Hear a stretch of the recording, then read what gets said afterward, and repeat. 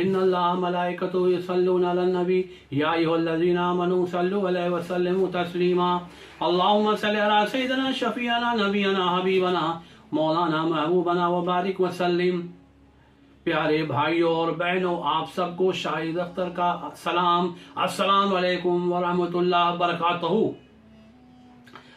आज मैं फिर आप सबके सामने हाजिर खिदमत हूँ। आज मैंने कबल स्टार्ट किया औज़ बिल्लाहि मिनश शैतानिर रजीम के बारे में तफसीली तौर पर अपने 5 पार्ट्स में मैंने बहुत कुछ बयान किया, और यह छठा पार्ट भी मैं उसी के ताल्लुक से जो बातें सामने आती जा रही हैं मैं उसको तफसीली तौर पर आप लोगों के लिए पेश कर रहा हूँ। आप लोग सुने, समझें और जो उसमें बातें अमल करने की, उस पर अमल करने की कोशिश करें, और साथ साथ मेरे चैनल को सब्सक्राइब करें ताकि जो भी मैं कहूँ, जो भी मैं बयान करूँ वो आप तक जल्द से जल्द पहुँच जाए।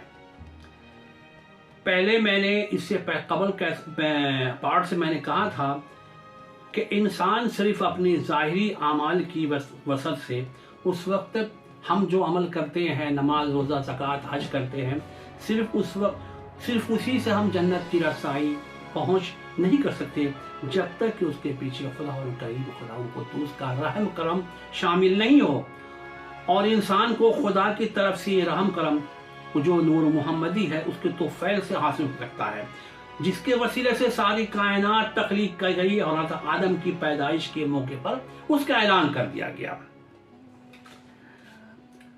अल्लाह ने ये इब्लीस को सिजदा, हजरत आदम का कदम सिजदा, यानी इसको अरबी में कदम बोसी को अरबी में सजदा कहते हैं, कदम बोसी के लिए कहा।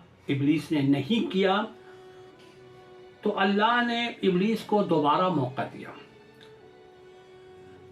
तो अल्लाह ने इब्लीस को कहा, ए इब्लीस, तू हजरत आदम की कदम बोसी यानी सजदा क्यों नहीं किया तूने?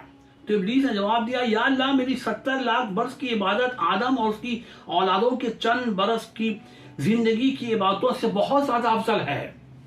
इसलिए अगर तूने इंसानों को चंद बरसों की इबादत के बाद में जन्नत अता की तो मुझे भी जन्नत देना पड़ेगी। अल्लाह ने जवाब दिया, ऐ इब्लीस, आदम की चंद लम्हों की इबादत जिसमें उसने हमारे 101 नामों और अलकाबों को शान और शौकत से बयान करके तुम लोगों की उसकी तालीम दी है, वो फरिश्तों के अरबों खरबों बरस की इबादतों से आला और अफजल है, और तुम्हारी 70 लाख बरस की इबादत से तो बहुत ज्यादा अफजल है। इसलिए ऐ इब्लीस, तुम इस खुशफहमी, मिसअंडरस्टैंडिंग में न रहना कि तुम्हें भी जन्नत नसीब होगी। फिर अल्लाह ताला तीसरा, थर्ड टाइम इब्लीस को मौका देता और पूछता, ऐ इब्लीस, तुझको किस चीज ने इस कदम बोसी यानी जिसको अरबी में सजदा कहते हैं रोका था, जिसकी मैंने अपने दोनों हाथों से तकरीर की? कहीं तेरे अंदर तकब्बुर, प्राउडनेस और रकाबत, जलन, हसद तो नहीं आ गई कि तू खुद को इतना आला और अफजल समझता है? ये आप पढ़ें सूरह नंबर 38 सूरह स्वाद, पारा स्वाद, आयत नंबर 76। तो इब्लीस ये जवाब देता है, या अल्लाह, तूने उसको आवाज देने वाली काली मिट्टी से बनाई जो नफ्स अम्मारा से भरा पड़ा है, इसकी वजह से दुनिया में पूरा फसाद बर्पा करेगा, खून रजी करेगा, जबकि तूने हमें आग से बनाया है जो नफ्स अम्मारा से पाक है, विदाउट नफ्स अम्मारा है, इसलिए हमारे अंदर दुनिया में खून रजी और फसाद करने की ख्वाहिश नहीं है। ये बात भी आप पारा स्वाद में आयत नंबर 77 पढ़ सकते हैं। अल्लाह ने जवाब दिया, हमने बेशक उसको काली मिट्टी से बनाया जो सिर्फ नफ्स अम्मारा है, मगर हमने उसके अंदर एक लाफानी रूह यानी नफ्स लव्वामा को भी डाला है, अगरचे उसके बदन के 100 पार्ट से भी कम है, यानी 100वां हिस्से से भी कम है, लेकिन जो शख्स भी नफ्स लव्वामा को अपने नफ्स अम्मारा यानी 99 पार्ट से भी ज्यादा है पर हावी कर लेगा, उस पर कामयाबी हासिल कर लेगा, तो वो इतनी बड़ी कामयाबी हासिल करेगा जो कोई फरिश्ता हासिल नहीं कर सकता है। याद रहे, हमने इंसानों को अपने दोनों हाथों से बनाया है, यानी 2 कुव्वतों के साथ। اس طرح یہ ساری کائنات بھی ہے، دو صفتیں کسی اور مخلوق کو نہیں بخشی ہیں۔ اے ابلیس، اگر تم کو یہ نفس امارہ دیا جاتا تو جو تمہارے جسم کے 99 پارٹ سے بھی زیادہ ہوتا تو تم سے پھر کسی حالت میں یہ عبادت نہیں ہو سکتی تھی جیسا کہ تم نے کی ہے، بلکہ تم بھی دن اور رات گناہ مبتلا تھے، اس لیے تم نفس امارہ پر حقارت نہیں کرو۔ ڈونٹ لک ڈاؤن اپون، اتنی نیچی نظروں سے نہیں دیکھو۔ اگر کوئی انسان اپنے نفس امارہ یعنی اپنے خواہشات کو کچل کر نفس لوامہ کا مطلب یعنی وہ روح جو ہمیں نیکی کی طرف ٹانتی ہے، کھینچتی ہے، کو فنا کے افضل مقام پر پہنچاتا ہے تو ایسے انسانوں کی عبادت کہیں بہتر ہے سارے فرشتوں کی عبادت سے۔ اسی بنا پر ہم نے نبیین، صدیقین، شہداء اور صالحین کو تمام کائناتوں میں فضیلت اور خلافت عطا کی ہے۔ یہ پارہ آل عمران میں آیت نمبر 17 میں پڑھیں، سورہ نساء میں آیت نمبر 69 ہے۔ یہ بھی یاد رکھنا چاہیے ہمیں کہ اللہ تعالیٰ کسی کو سزا نہیں دینا چاہتا، جیسا کہ قرآن پاک میں کہا گیا ہے، اور اللہ کو تمہیں عذاب دینے سے کیا فائدہ ملتا ہے، یعنی اللہ کی خواہش نہیں ہے کہ وہ کسی کو سزا دے، اس لیے اللہ تعالیٰ نے ابلیس کو بار بار موقع دیا کہ آدم کی قدم بوسی یا سجدہ کرے، یعنی نور محمدی کی قدم بوسی کرے اور اس کو اپنا وسیلہ نجات تسلیم کرے۔ مطلب یہ ہے کہ قرآن پاک سے ہمیں یہ تعلیم ملتی ہے کہ اللہ بڑا مہربان اور معاف کرنے والا اور رحم کرنے والا ہے، اس لیے اس نے بار بار ابلیس کو اپنی غلطیوں سے باز آ جانے کا چانس دیا، موقع دیا۔ ابلیس کو چوتھا بار بھی اللہ تعالیٰ نے موقع دیا ہے۔ اللہ تعالیٰ نے ابلیس کو چوتھا موقع دیا تاکہ اپنے آپ کو بچائے اور پوچھے، اے ابلیس، تو میرے حکم کو کیوں نہیں مانتا اور میری نافرمانی کرتا؟ تجھے خوف نہیں کہ تو شیطان کا قرار دیا جائے گا، تجھ کو لوگ شیطان کہیں گے؟ جب ہی ابلیس دیکھا وہی ایک تنہا اکیلا باقی رہ گیا ہے جس نے اللہ کے حکم کی تعمیل نہیں کی، اس کا اللہ کے آرڈر کو فلفل نہیں کیا۔ باقی جتنی روحانی قوتیں تھی سبوں نے آدم کو سجدہ کر لیا۔ اسی وقت اس کے دل میں حسد یعنی جیلسی پیدا ہوا اور سوچنے لگا کس طرح ان سبوں کو خدا کے سامنے گنہگار پروف کیا جائے، ثابت کیا جائے، یعنی خود کو اللہ کے قانون مطابق بے گناہ ٹھہرایا جائے، خود کو وہ بے قصور بے گناہ اللہ کے سامنے بتائے۔ یعنی اس نے اللہ کے سوا دوسروں کا سجدہ کرنے سے انکار کیا۔